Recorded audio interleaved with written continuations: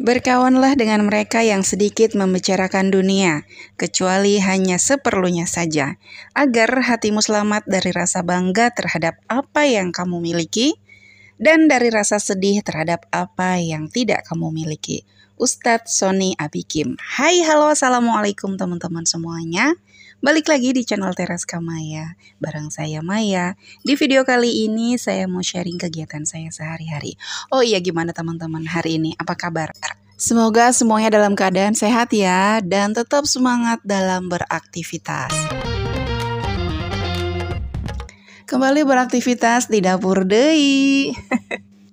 Ya, ibu rumah tangga nggak jauh-jauh dari sini ya. Kalau nggak masak, nyetrika, nyuci. Balik lagi masak, nyetrika, nyuci. Nggak apa-apa ya. Memang pahala kita ya di sini ini. Ini ceritanya bun, saya tuh mau ngukus nasi yang semalam saya masak di rice cooker. Cuma lupa ngaduk sementara listriknya saya cabut. Jadi pagi-pagi bentuknya tuh udah yang kayak kaku gitu. Nah kalau dikukus di panci gini, biasanya karena dia dapet uap ya dari air yang di bawah itu, nasinya biasanya lembut lagi. Sayang ya teman-teman, kalau sekarang saya nggak berani deh buang-buang yang namanya nasi. Kalau zaman dulu tuh masih nggak peduli. Misalnya, nasi kayak gini kayaknya udah gak enak dimakan, buang gitu. Terus misalnya kayak makan gitu ya, ngambil nasinya kebanyakan, masih sisa banyak, buang. Kalau sekarang aduh kayaknya sayang banget. Bukan cuma masalah karena berasnya harus dibeli dan mahal, tapi juga lebih ke aduh gak berani mubazir lagi karena di luar sana masih banyak orang yang belum bisa mengisi perutnya dengan makanan yang layak. Kayaknya egois banget gitu ya kalau di luar sana masih banyak orang-orang yang gak bisa makan, sementara kita di rumah di sini gitu buang-buang makanan. Bersikap mubazir itu sama aja dengan kita boros ya teman-teman. Karena ketika kita masih sering buang-buang makanan, kemungkinan besar kita membeli lebih banyak. Di sini yang lagi nonton video ini, apakah ada yang sedang berusaha untuk bisa hidup hemat? Kalau ada berarti nemenin saya. Karena saya berusaha untuk bisa hidup hemat sehemat mungkin. Karena meskipun sikap hemat ini nggak mendadak menjadikan kita sebagai sultan ya teman-teman. Tapi seenggaknya dengan gaya hidup hemat ini tidak membuat kita membuka lubang baru alias hutang atau amanah ya. Kemarin saya dilarang tuh bilang utang, ganti katanya dengan amanah supaya kita nggak muter-muter di situ aja. Bilang aja amanah, mudah-mudahan Allah membantu kita untuk segera menyelesaikan amanah-amanah gitu teman-teman katanya ya. Kita sama-sama belajar ya teman-teman, belajar jadi lebih baik dari kemarin. Karena itulah target kita. Bukankah saingan kita ini diri sendiri dan bukan orang lain? Ya begitulah kira-kira. Jadi kalau kemarin-kemarin kita boros, kita nggak peduli dengan pengeluaran kita, mulai sekarang yuk kita hidup hemat, belajar bareng-bareng. Untuk tips yang akan saya sampaikan ini mungkin sebenarnya kita udah sering dengar atau bahkan mungkin udah di luar kepala. Tapi kadang-kadang yang namanya kita selalu harus sering diingatkan ya, lagi dan lagi. Jadi video kali ini jangan dianggap saya ngajarin ya, so tahu apalagi so pinter. Tapi anggap aja kalau ini tuh sebagai reminder atau sebagai pengingat untuk kita semua. Yang pertama buat catatan belanja. Rajin-rajin deh nyatet barang apa aja yang mau kita beli. Apalagi kalau kita itu termasuk orang yang nggak tahan godaan. Kalau kita belanjanya ke pasar atau ke supermarket tanpa bawa catatan, kemungkinan kita untuk ngawur tuh lebih besar. Niat dari rumah mau beli minyak, telur, sayur misalnya ya. Yang dibawa pulang ke rumah itu malah sayur, sendal, dan perabotan plastik. Nyampe pasar itu ngeblank, apalagi kalau kita tuh berangkat dengan dompet penuh, waduh bahaya. Jadi itulah fungsinya catatan belanja teman-teman, bisa digunakan sebagai pengingat sekaligus juga rem supaya kita nggak main beli apa yang kita lihat. Yang kedua, bawa uang secukupnya. Ini juga penting banget say, karena kadang walaupun kita udah bawa catatan, kita udah tahu apa aja nih yang mau dibeli. Tapi ketika kita ingat uang saya masih banyak di dompet, ini kadang kita tuh masih kebobolan juga. Nah solusinya, kita kan udah bikin catatan nih. Kita juga udah tahu kan kisaran harganya tuh berapa. Misalnya udah kita total nih 150.000. Nah kita bawa jumlah uangnya tuh deket-deket di angka itu aja, mungkin sekitar 150 sampai 170 ribu gitulah ya. Nggak perlu bawa 200, 300, apalagi lebih dari itu. Itu mah alamat kita bakal melenceng karena ngerasa uang kita masih banyak. Kalau kita bawa uangnya ngepres banget juga jangan. Kita kan nggak tahu ya, ada barang-barang yang mungkin nanti naik gitu. Kalau kita bawa uangnya ngepres, malah nanti kita ada barang-barang yang penting yang nggak bisa kita beli. Atau mungkin bisa juga misalnya saya udah catat nih semua yang mau saya beli. Di total ada 150 ribu. Dan kebetulan banget uang yang saya punya juga sisa 150 ribu. Berarti sebelum berangkat untuk belanja, saya harus tandain dulu nih mana aja yang prioritas untuk saya belanjakan terlebih dulu.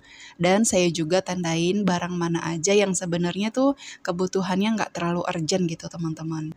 Supaya lebih mudah sih saya biasanya tandain pakai stabilo. Jadi barang-barang yang harus saya beli sekarang biasanya saya warnain merah gitu ya sebagai tanda itu urgent. Nah nanti sisanya itu hijau-hijau. Jadi kalau misalnya semua barang yang saya tandain merah itu udah kebeli semua dan ternyata masih ada sisa uang, saya baru belanjakan barang-barang yang lainnya. Poin berikutnya adalah masak sendiri di rumah. Nah teman-teman, sebenarnya poin ini kita udah tahu ya bahwa masak di rumah itu pasti jauh lebih hemat dibandingkan kalau kita makan di luar. Sesekali mungkin boleh ya. Kalau misalnya urgent lagi nggak ada waktu atau kita capek atau mungkin di rumah lagi ada yang kurang sehat sehingga butuh perhatian lebih dan kita akhirnya nggak sempat untuk masak. Tapi kalau setiap hari misalnya dari mulai sarapan, makan siang, makan malam itu selalu beli dari luar. Nah itu bisa terjadi kebocoran ya di dalam pos makanan ini. Untuk kita yang memang mau belajar untuk hidup hemat, mungkin salah satu pos yang harus kita perhatikan adalah pos di sini ini untuk makanan. Memang sih pasti harus ada effort, pasti harus ada pengorbanan perjuangan ya. Salah satunya adalah kita pasti harus siap untuk capek karena yang namanya masak itu di rumah bukan cuma masaknya aja ya yang butuh tenaga, tapi nyiapin peralatannya, nanti setelah masak harus cuci-cuci perabotannya, ngerapihin lagi kayak gitu ya. Bismillah kalau kita memang mau serius gitu untuk belajar hidup hemat, saya rasa di pos ini harus benar-benar butuh perhatian lebih. Apalagi yang namanya jajanan ya bun, kadang-kadang kita suka nggak berasa gitu, pengen takoyaki misalnya gitu ya. Anak saya lagi keranjingan takoyaki. Bun pengen takoyaki, ya udah beli satu porsi 10 ribu karena ada adeknya. Jadi kalau segitu katanya nggak cukup, nggak mau rebutan, akhirnya beli 2 porsi. Belum nanti minumnya, yang kayak gitu-gitu. Kalau keseringan keluar rumah, memang senang gitu untuk nongkrong di luar, mungkin lebih prepare bawa minum dari rumah gitu. Kalau makanan memang nggak bisa bikin di rumah, katakan gitu, minimal minumannya bisa bawa dari rumah. Tapi tetap ya semua dikembalikan ke keadaan kita masing-masing karena keadaan kita tentu aja beda-beda. Mungkin ada ibu rumah tangga yang juga bekerja, berangkatnya pagi-pagi buta, pulang nyampe rumah udah gelap gitu ya. Udah nggak mungkin lah ngoprek lama-lama di dapur, akhirnya beli nggak masalah. Terus misalnya ada yang aduh di rumah saya punya anak kecil 2-3 gitu. Udah gitu saya punya amanah harus merawat orang tua juga yang nggak bisa ditinggal, semuanya harus saya bantu misalnya gitu kan nggak mungkin maksain, saking pengennya bisa dibilang hidup hemat terus jadi maksain untuk masak, akhirnya yang lain terbengkalai. Balik lagi intinya nggak bisa kita ngejudge keadaan orang gitu ya, nggak bisa. Kalau bahasa Sunda mah tong disakompet daunkeun katanya. Artinya apa itu ya, pokoknya kita nggak bisa nyamain semua keadaan orang lah. Yang berikutnya adalah hemat listrik. Jadi teman-teman, saya biasanya lampu teras tuh saya nyalain kalau di luar tuh udah mulai gelap. Jadi kalau masih terang benderang, walaupun misalnya udah 5:30 gitu ya, udah mau maghrib, tapi kalau masih terang banget, saya biarin aja dulu gitu. Tunggu agak gelap baru saya nyalain. Begitu juga pagi harinya, walaupun misalnya baru 5:30, sekarang tuh kan kayaknya 5:30 aja udah terang banget ya, kayaknya berasa udah siang banget. Nah itu misalnya, biasanya saya matiin 5:30 dan itu jam 5 udah terang, ya udah saya matiin aja. Kan udah kelihatan jalanan juga, udah nggak perlu lampunya gitu. Sama ini teman-teman, kalau mau tidur kan kita itu sunahnya tidur itu dalam keadaan gelap ya. Sekarang udah ada penelitian bahwa ketika kita tidur dalam keadaan gelap itu tubuh kita itu akan memproduksi hormon melatonin ya kalau nggak salah. Nah hormon melatonin ini nggak bisa diproduksi sama badan kalau keadaan di ruangan kita itu terang benderang. Terus kira-kira apa sih emang manfaatnya hormon hormon melatonin. Katanya hormon melatonin ini harusnya bisa diproduksi setiap malam ketika kita tidur ya, supaya kita nggak gampang terserang penyakit dan juga kekebalan tubuh kita itu kuat. Nah sekarang masalah hemat air. Teman-teman pernah lihat nggak sih ada orang yang kalau cuci tangan atau cuci piring, cuci baju, airnya itu sepanjang hari itu dibiarin nyala. Jadi selagi dia nyuci tangan gitu, gosok-gosok pakai sabun segala, airnya dibiarin nyala. Pun kalau lagi cuci piring, padahal dia masih gosok piringnya tapi airnya dibiarin nyala terus. Ini bukan masalah apa ya, tapi mubazir, sayang banget deh. Apalagi kalau kita lihat teman-teman kita yang mungkin di daerahnya itu susah air, kan kayaknya kita nggak adil banget gitu ya, mereka kesusahan air, sementara kita mubazir sama air gitu. Mentang-mentang lagi banyak ya udah dipakai aja terus-terusan, dibuang-buang. Jangan ya, sayang teman-teman, sayang banget.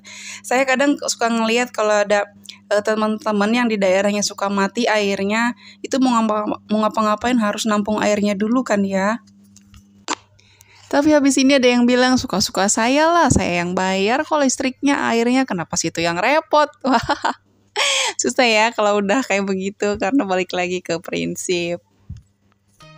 Sudah di akhir video teman-teman, mudah-mudahan video kali ini bermanfaat. Saya ucapkan makasih banget buat teman-teman yang udah berkenan nonton sampai selesai. Jangan lupa like, komen, dan subscribe bagi yang belum. Teras Kamaya pamit undur diri. Assalamualaikum warahmatullahi wabarakatuh.